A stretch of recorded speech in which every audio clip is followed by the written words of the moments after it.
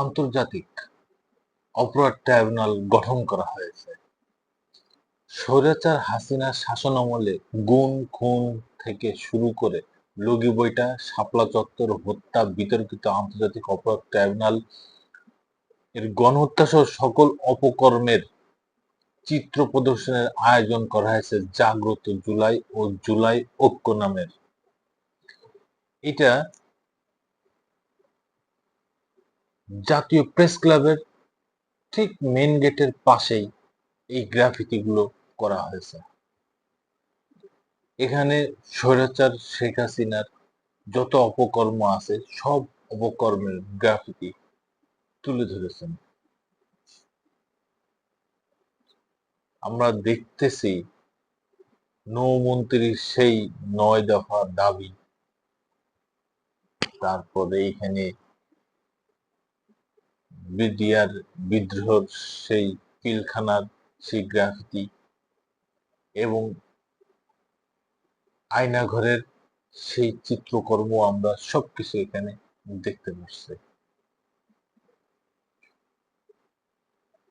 জুলুমের অন্যান্য মাত্রা, এই যে আয়নাঘরে যেভাবে জুলুম করা হয়েছে সেইগুলা সব তুলে ধরছে। তারপরে এখানে আপনারা আরো দেখছেন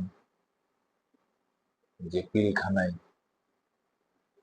কি করা হয়েছে, সবকিছু এখানে এই যে 14, 18, 24-এর সেই নির্বাচনের সেই গ্রাফিতি গুলো তুলে ধরা হয়েছে। নিশিরাতের ভোট 154 জন বিনা ভোটে পাশ করেছে।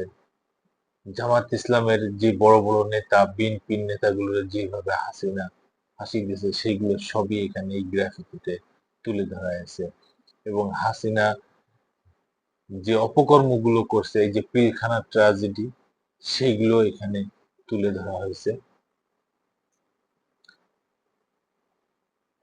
বাংলাদেশের মানুষকে সচেতন করার জন্য, বাংলাদেশের মানুষকে সবকিছু দেখানোর জন্যই এই গ্রাফিতির আয়োজন করা হয়েছে।